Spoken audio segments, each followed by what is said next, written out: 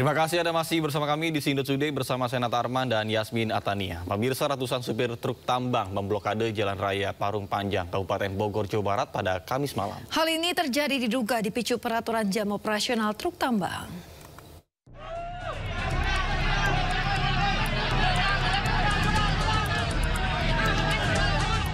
Ratusan sopir truk tambang mengamuk hingga memblokade Jalan Raya Parung Panjang, Kabupaten Bogor, Jawa Barat.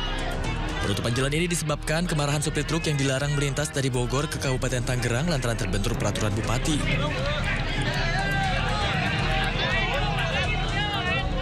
Untuk mengatasi hal ini, kedua bupati baik Kabupaten Bogor maupun Kabupaten Tangerang rencananya akan melakukan dialog untuk menemui titik tengah aturan kedua daerah. Koordinasi dengan pimpinan yang lebih tinggi, yaitu dengan Pak Bupati dan Pak Kadisub. Sambil kita menunggu jawaban dari mereka, kemungkinan besar akan ada pertemuan antara Bupati Bogor dan Bupati Tangerang, Kadisub Bogor dan Kadisub Tangerang, untuk membahas jenis aturan yang terjadi antara PLU Tangerang dan Kadisub Bogor. Dan harapan dari transportasi agar Tangerang menyesuaikan PLU Bogor. Kini para sopir truk dan ATTB melakukan musyawarah, namun tidak menemukan titik terakhir. Selain itu, akibat pemblokiran Jalan Raya Parung Panjang Tangerang menimbulkan kemacetan parah hingga 6 km. Dari Kabupaten Bogor, Jawa Barat, Iwan Setiawan, A-News melaporkan.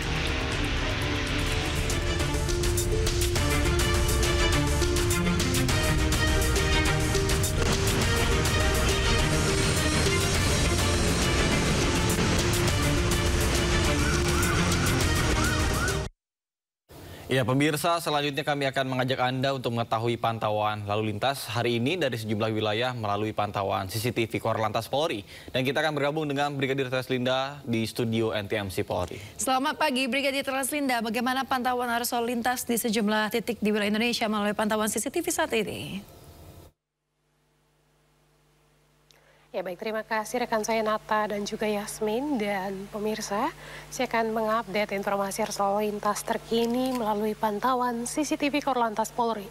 Kita awali dari kawasan yang pertama, Simpang Semanggi, Jakarta Selatan.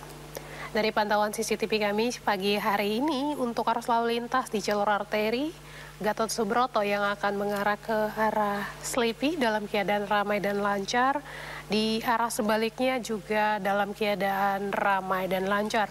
Untuk tol dalam kota Cawang Grogol masih dalam keadaan relatif lancar. Meskipun lalu lintas lancar, kami harapkan Anda tetap mengutamakan keselamatan di jalan sebagai kebutuhan. Dan kita beralih ke CCTV selanjutnya, yaitu dari Taman Safari, Bogor, Jawa Barat. Sampai saat ini arus lalu lintas di kawasan ini masih dalam keadaan relatif lancar, baik kendaraan yang akan mengarah ke Jakarta maupun di arah sebaliknya yang akan mengarah ke arah Gadok.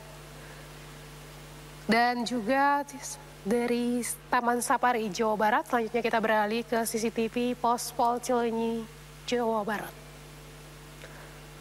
Pada pagi hari ini arus lalu lintas yang akan mengarah ke arah Cibiru dari arah Cileunyi, seperti yang Anda saksikan di layar kaca, dalam keadaan ramai dan lancar, dominasi kendaraan roda 2 dan juga roda 4, kemudian yang parkir di pinggir jalan adalah kendaraan angkutan umum. Perlu diantisipasi menaikkan dan menurunkan penumpang di median jalan, kemudian untuk kendaraan yang akan mengarah ke Garut, saat ini dalam keadaan ramai dan lancar.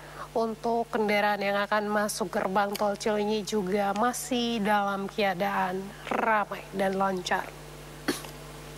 Dan pemirsa, yang terakhir kita pantau dari Terminal Tirtonadi Solo, Jawa Tengah.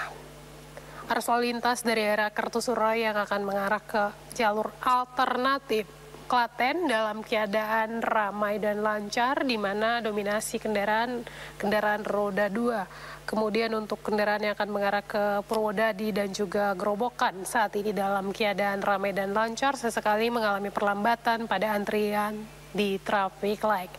Tentunya bagi Anda yang akan beraktivitas, periksa kelaikan kendaraan dan juga pastikan jaga jarak aman kendaraan Anda. Kemudian kami juga menginformasikan data SMS Korlantas Polri dalam kurun waktu 1 kali 24 jam terjadi 239 kasus laka lantas dengan rincian 32 orang meninggal dunia, 36 orang luka berat serta 296 orang luka ringan.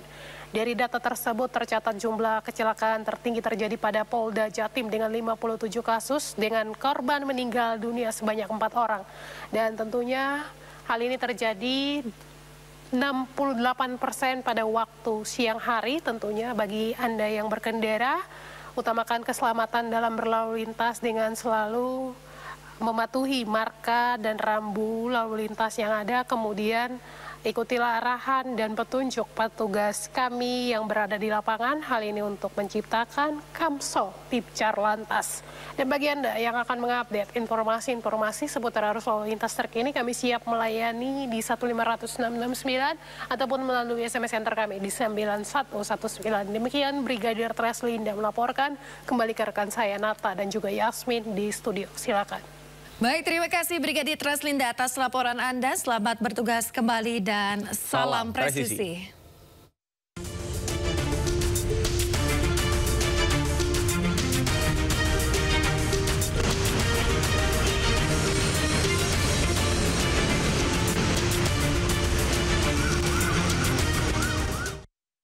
Informasi lainnya pemirsa, KPK memeriksa Hilman Latif selaku Direktur Jenderal Penyelenggaraan Haji dan Umroh. Hilman Latif diperiksa KPK selama 11 jam terkait regulasi proses haji dalam kasus korupsi kuota haji tambahan tahun 2024. Ia mengaku telah menjelaskan seluruh proses haji mulai dari tahapan hingga keberangkatan dan juga membantah kedatangannya ke KPK untuk mengembalikan sejumlah uang. Kasus dugaan korupsi haji berawal dari laporan gerakan aktivis mahasiswa UBK Bersatu atau GAMBU pada 31 Juli 2024 silam. Mereka melaporkan indikasi adanya pengalihan kuota haji reguler ke haji khusus. Berdasarkan perhitungan sementara, kerugian negara akibat kasus ini mencapai lebih dari 1 triliun rupiah. Nah, sedangkan perkara yang sedang kita tangani itu pendalaman regulasi yang ada dalam proses haji. Terus ditanya itu nggak sih Pak soal penentuan kuota itu, kuota haji khusus atas ide siapa gitu-gitu Pak? Yang kita pendalaman regulasi apa tahapan dan ya. Pak, itu Bapak udah dicegah, ada tanggapannya nggak Pak? Bapak udah dicegah ke luar negeri. Pak, bener nggak? Bapak katanya udah ngebalikin uang Pak ke KPK. Ya. Enggak Pak. dugaan awal ya terkait dengan kerugian yang sudah disampaikan. Tapi nanti kalau hasil perhitungannya kan belum. Ini baru dugaan kasar saja sekitar 1 triliun. Itu siapa juru simpannya dan digunakan untuk apa saja. Nah, ini juga salah satu yang sedang kita telusuri.